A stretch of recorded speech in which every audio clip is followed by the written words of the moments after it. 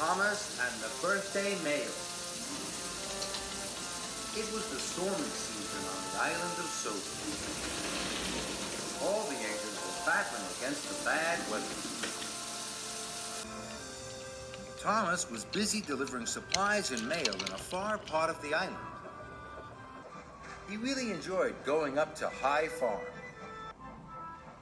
It was up on a hill right at the end of the line.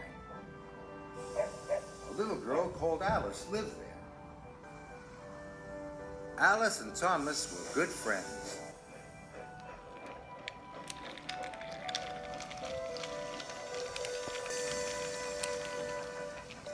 One day, Thomas was on his way to High Farm when Rosie stopped beside him. Rosie was a cheerful, chirpy little tank engine. She was always pleased to meet Thomas. She liked him so much that she wanted to be just like him. So she tried to copy him. She tried to wheesh the way he did. She even tried to whistle like Thomas. It made Thomas cross. Hello, baby. What? Hello, Thomas, puffed Rosie brightly. What are you doing? It's Alice's birthday, chuffed Thomas. I want to get all her presents up to High Farm in good time.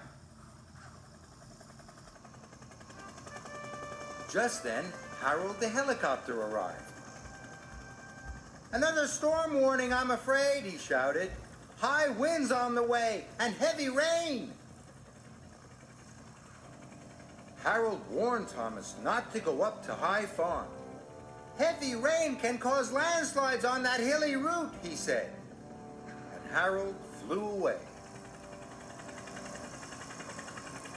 Thomas didn't want to let Alice down. High winds don't bother me, he puffed. Or me, chuffed Rosie. I'll come as your back engine. But Thomas didn't want Rosie to come. No, thank you, Rosie, he huffed firmly. I can do it on my own. And he chuffed quickly away. But Rosie liked Thomas very much, and she wanted to help. So she chuffed naughtily after him. Thomas puffed along the line to High Farm. The sky grew darker and darker.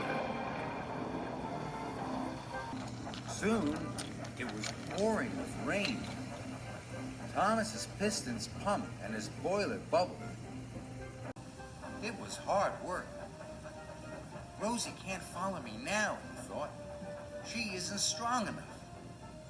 But Thomas was wrong. Rosie's pistons were pumping and her boiler was bubbling right behind him. He whistled cheerfully to Thomas. Thomas was very annoyed. Father, he huffed.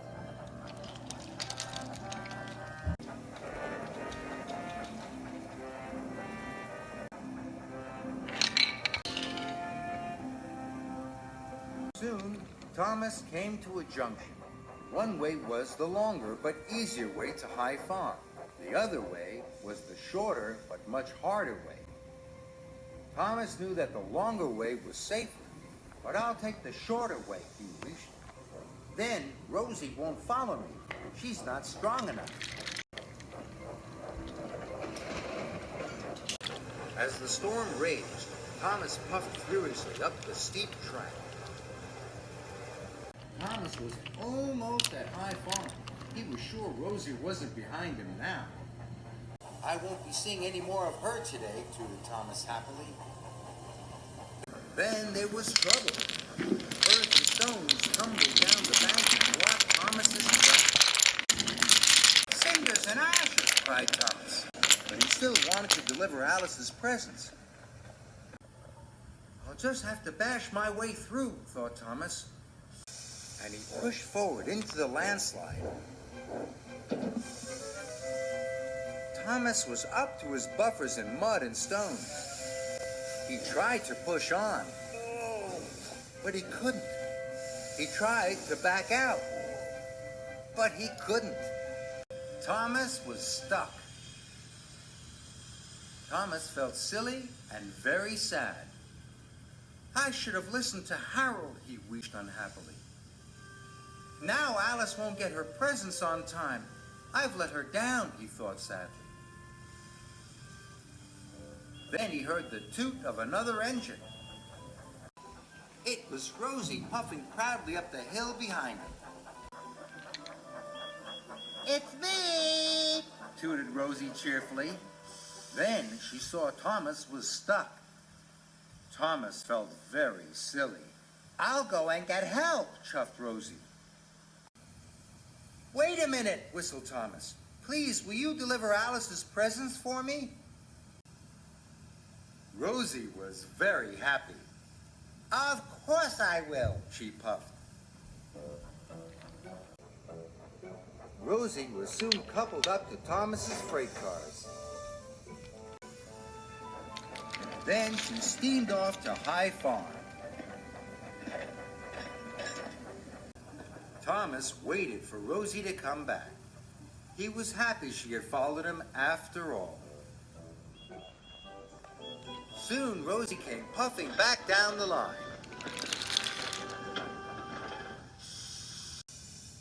"Alice's mother has telephoned for help," Rosie told Thomas. "Edward is on his way to pull you out."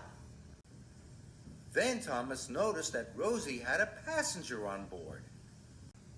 It was Alice. She had come to thank Thomas for getting her birthday presents to her. "I couldn't have done it without Rosie's help," Thomas puffed. "Now we can all celebrate your birthday together." Thomas tooted happily. And so did Rosie. "Yuck!" Thomas gasped. "No, thank you, Rosie."